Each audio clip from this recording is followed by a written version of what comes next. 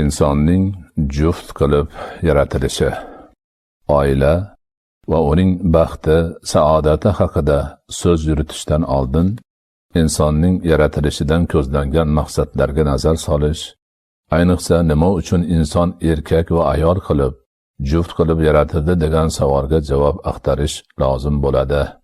Shu ma'noda Qur'oni Karimga yuzlansak, unda insonning juft qilib yaratilishi haqida bir qancha oyatlar nozil bo'lganini ko'ramiz. Alloh subhanahu va taolo Fotir surasida marhamat qiladi. A'udhu billahi minash shaytonir rojim. Bismillahir rohmanir rohim. Vallohu xalaqakum min turabin, thumma min nutfatin, thumma ja'alakum azwajan. Alloh sizlarni tuproqdan, so'ngra nutfadan yaratib, keyin juft qilib qo'ydi.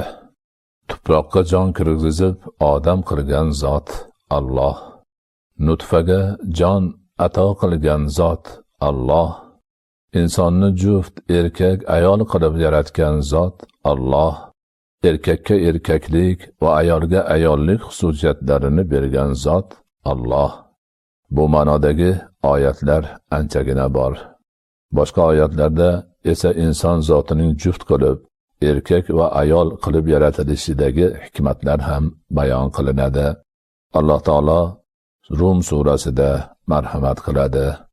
Va min ayatihi an khalaqa lakum min anfusikum azwajan litaskunu ilayha wa ja'ala baynakum mawaddatan wa rahmah. Inna fi zalika laayatin liqaumin yatafakkarun. Va uning oyat belgilaridan sizlarga sokinlik topishingiz uchun o'zingizdan juftlar yaratganligi va oralaringizda mehr, muhabbat va marhamatni solib qo'yganidir. Albatta, bunda tafakkur qiladigan qavmlar uchun oyat belgilar bordir. Insonni erkak ayolga ajratib, juft qilib yaratishning o'zi Allohning bir borligi, barkamol sifatlar sohibi ekanining yorqin dalilidir. E'tibor ila tafakkur qilib ko'rilsa, insonning erkak va ayol qilib yaratilishining o'zi ulkan mo'jizadir. Alloh taolo insonning o'zidan unga juft yaratib berishining hikmatini bayon qilib, sokinlik topishingiz uchun demoqda. Darhaqiqat, erkak faqat ayoldangina sokinlik, orom, huzur, halovat, osoyishtalik va tinchlik topadi. Shuningdek, ayol ham o'ziga kerak sokinlik, orom, huzur, halovat, osoyishtalik va tinchlikni erkakdan topadi. Ushbu oddiy va ulkan haqiqatni anglab yetish uchun bir tasavvur qilib ko'raylik-a. Dunyodagi barcha inson zoti faqat erkaklardan iborat bo'lsa nima bo'lar edi? Javob bitta. Dunyoda erkak uchun sokinlik, orom, huzur, halovat, osoyishtalik va tinchlik topilmas edi. Inson nasli bir avloddan keyin inqirozga uchrar edi, qirilib bitar edi. Aksincha, dunyodagi barcha inson zoti faqat ayollardan iborat bo'lsa nima bo'lar edi? Bu savolning ham javobi bitta. Dunyoda ayol uchun sokinlik, orom, huzur, halovat, osoyishtalik va tinchlik topilmas edi. Inson nasli bir avloddan keyin inqirozga uchrar edi, qirilib bitar edi. Demak, insonning juft qilib, erkak va ayoldan iborat qilib yaratilishining hikmati juda ham katta. Va oralaringizda mehr, muhabbat va marhamatni solib qo'ygani. Alloh taoloning o'zi er bilan xotinning orasiga sevgi, mehr, muhabbat, rahm, shafqat solmasa, ular bir-birlarining ba'zi kamchiliklarini, oilaviy qiyinchiliklarini ko'tara olarmidilar? Chidab birga yasharmidilar? Erkakning tanasining a'zolarini, ruhiyatini, hattoki eng kichik hujayralarini ham o'ziga xos qilib yaratgan kim? Ayolning tanasini, a'zolarini, ruhiyatini, hattoki eng kichik hujayralarini ham o'ziga xos qilib yaratgan kim? Ularni bir-biriga sokinlik baxsh etuvchi, mehr, muhabbat asosida o'zaro kelishib, dunyoni obod qiluvchi etib yaratgan zot qudratli Alloh taoloning o'zidir. Albatta, bunda tafakkur qiladigan qavmlar uchun oyat, belgilar bordir. Qur'oni Karim oyatlarida inson zotining juft qilib, erkak va ayol qilib yaratilishining boshqa hikmatlari ham bayon qilinadi. Misol uchun, Nahl surasida Alloh subhanahu va taolo shunday marhamat qiladi: Vallohu ja'ala lakum min anfusikum azwajan va ja'ala lakum min azwajikum banina va hafada va razaqakum minat tayyibat. Alloh sizlarga o'zlaringizdan juftlar qildi va sizlarga juftlaringizdan bolalar va nabiralar qildi hamda sizlarni pok narsalardan rizqlantirdi. Ushbu oyati karimada insonni juft, erkak va ayol qilib yaratilishining hikmatlaridan biri farzand va nabiralar qoldirib, inson sulolasining davomli bo'lishini ta'minlash ekani bayon qilinmoqda. Bu orqali o'sha ulug' ne'matlarni berishga yagona Alloh taoloni o'zigina haqli ekani ta'kidlanadi. Shuningdek, Alloh taolo mazkur ne'matlardan bahramand bo'lgan bandalarining yagona ilohi ma'budi bo'lishga ham haqli ekaniga ishora qilinadi. Alloh sizlarga o'zlaringizdan juftlar qildi. Alloh taolo sizlarni er-xotin bo'lib, juft bo'lib yashaydigan qildi. O'sha juftni halolni o'zingizdan yaratdi. Erni ham, xotinni ham bir jinsdan qildi. Birini yuqori, boshqasini past jinsdan yaratgani yo'q. Balki ikkisi ham inson, ikkisi ham Allohning bandasi o'laroq yaratildi. Bularning bari ulkan ne'matdir. Alloh taolo erkaklar uchun ayollarni yoki ayollar uchun erkaklarni yaratib bermaganida nima bo'lar edi? Erkaklarga erkaklik, ayollarga ayollik xususiyatini Alloh taolo bermaganida kim berar edi? Ularni bir oilada yashab farzand ko'rish baxtiga Alloh taolo muyassar qilmaganida kim muyassar qilar edi? Va sizlarga juftlaringizdan bolalar va nabiralar qildi. Alloh taoloning o'z bandasiga farzand berishi ulug' ne'matdir. Shuningdek, jigargo'shasining farzandini ko'rish, ya'ni nabirali bo'lish ham ulkan ne'mat hisoblanadi. Shu tariqa inson nasli saqlanib boradi. Alloh taolo insonni avvalo jonsiz tuproqdan yaratdi. Keyin esa nutfa, sperma orqali ko'payishini qonunlashtirib qo'ydi. Faqat bu ko'payish halol pok yo'l bilan bo'lishi shartligini o'z kitobida alohida ta'kidlab ham qo'ydi. Demak, inson o'ziga halol juft, bola va nabiralar bergan Alloh taologa iymon keltirib, ungagina ibodat qilib, oilasini har jihatdan asrab, avaylab yashamog'i lozim. Aks holda noshukrlik qilgan bo'ladi. Hamda sizlarni pok narsalardan rizqlantirdi. Alloh taolo insonga pokiza rizq berguvchi yagona zotdir. Undan boshqa rizq berguvchi yo'q. Demak, bu o'rinda ham inson Alloh taologa iymon keltirib, ungagina ibodat qilmog'i lozim. Qur'oni Karimdagi ma'lumotga binoan insonning birinchi jamiyati oiladan iborat bo'lgan. Alloh taolo tuproqdan Odam otamiz alayhissalomni va uning jufti haloli onamiz Havvoni yaratganidan so'ng ikkovlari bir oila bo'lib hayot kechirishni boshlaganlar va ulardan odam nasli tarqala boshlagan. Bu haqda Alloh taolo A'rof surasida shunday deb marhamat qiladi: Huvallazi xalaqakum min nafsin wahidah va ja'ala minha zawjaha liyaskuna ilayha falamma taghashaha hamalat hamlan khafifan famarrat bihi فلما أثقلت دعوا الله ربهما لئن أتيتنا صالحا لنكونن من الشاكرين. U sizlarni bir jondan yaratgan va orom olsin uchun undan juftini yaratgan zotdir. Vaqtiki u juftini o'raganida yengil homilador bo'ldi. Bas u bilan yurdi. U og'irlashganda esa ikkovlan Robbilari Allohga: agar bizga solih farzand bersang, albatta shukr keltiruvchilardan bo'lamiz deb duo qildilar. Islom ta'limoti bo'yicha hamma odamlarning asli bir. Alloh taolo ularni bir jondan yaratgan. Uning jufti bo'lmish ayolni ham xuddi shu jonning o'zidan xalq qilgan. Lekin birini erkak, ikkinchisini ayol qilib yaratishi ularning bir tan, bir jon bo'lib, bir-birlaridan orom olishlari uchundir. U sizlarni bir jondan yaratgan va orom olsin uchun undan juftini yaratgan zotdir. Ha, islomda erkak va ayolning asli bir. Ularni Alloh taolo bir jondan yaratgan deb e'tiqod qilinadi. Ularning tuzilishlari ikki xil bo'lishi esa bir-birlaridan orom olishlari, oila deb nomlangan oshyonda istiqror, xotirjamlik va unsu ulfat topishlari uchundir. Erkak bilan ayolning halol yo'l bilan qo'shilib, bir oila bo'lib yashashlarining samaralaridan biri farzanddir. Buni ushbu oyatda yuqori odob yo'li bilan vaqtiki u juftini o'raganida yengil homilador bo'ldi deyilmoqda. Ya'ni ayol kishi yangi homilador bo'lganida homila yengil bo'ladi.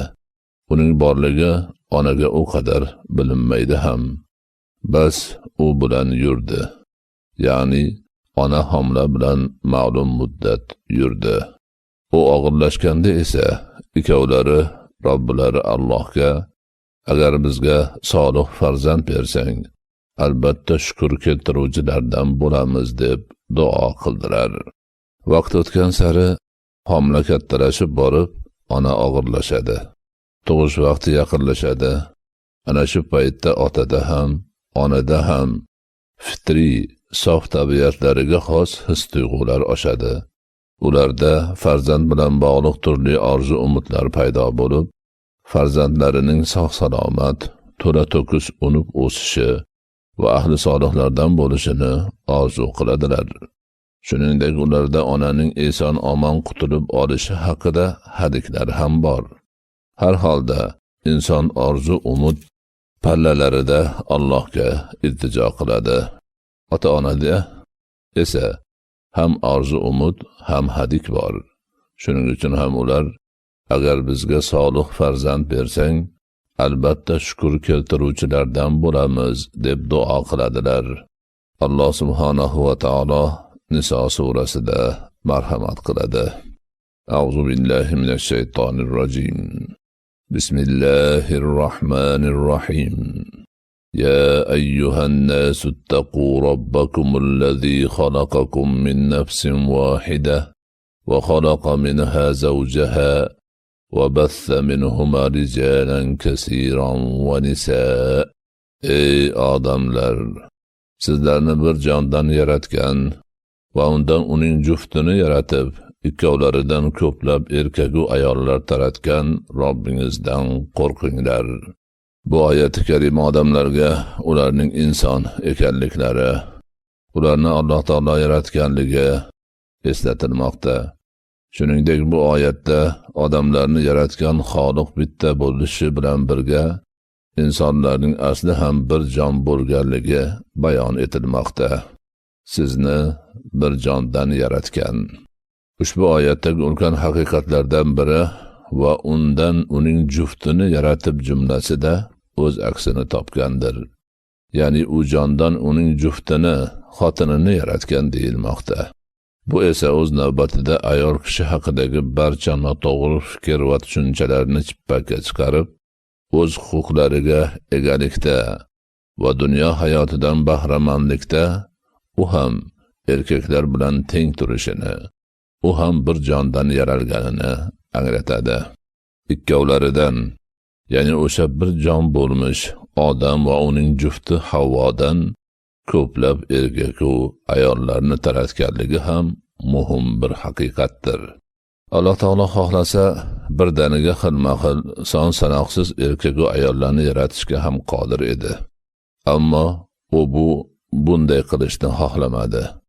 Yer yuzidagi insonlarning barchasi qarindoshlik aloqalari, oila rishtalari ila o'zaro bog'liq bo'lishlarini iroda qildi. Islomda oilani mustahkamlashga katta e'tibor berilishining siri ham shundadir. Alloh taolo o'zining tanlab olgan elchilari bo'lmish anbiyolariga ham oila qurish, jufti halollaridan zurriyotlar orttirishni ravo ko'rgan. Bu haqda Alloh taolo Ra'd surasida shunday deb marhamat qiladi. وَلَقَدْ أَرْسَلْنَا رُسُلًا مِّن قَبْلِكَ وَجَعَلْنَا لَهُمْ أَزْوَاجًا وَذُرِّيَّةً Batahqiq biz sendan oldin ham rasullar yubordik va ularga xotinlar va zurriyotlar ato qilganmiz. Muhammad sallallohu alayhi va sallamga xitob qilinayotgan ushbu oyatda Alloh taolo oilali bo'lish, uylanish va zurriyotli bo'lish barcha payg'ambar alayhissalomlarning sunnatlari ekanini bayon etmoqda. Ma'lumki, Nabiy alayhissalomlar Alloh taoloning eng suyukli, tanlab olgan, boshqalarga o'rnak qilib ko'rsatgan bandalaridir. Ular insoniyat tarixi davomida ilohiy qonun-qoidalar asosida yashashni kishilarga o'rgatib kelgan shaxslardir. Ana shunday oliy maqom zotlarning hammalari oilali va zurriyotli bo'lishlari bejiz emas. Bu holat barcha insonlar oilali bo'lib, halol pok yo'l bilan zurriyot qoldirishga urinishlari kerak ekanini ko'rsatadi. Bu oyatda nikohga qattiq targ'ib borligi ko'rinib turibdi. Rasululloh sallallohu alayhi va sallam ham o'zlarining nikohdan dunyoga kelganliklarini faxr bilan zikr qilganlar. An Ja'far ibn Muhammadin an abihi qala Rasululloh sallallohu alayhi va sallam إن الله عز وجل أخرجني من النكاح ولم يخرجني من السفاح رواه البيهقي Ja'far ibn Muhammaddan u otasidan rivoyat qilinadi. Rasululloh sallallohu alayhi va sallam dedilar: Alloh azza va jalla meni nikohdan chiqardi, zinodan chiqarmadi. Bayhaqiy rivoyat qilgan.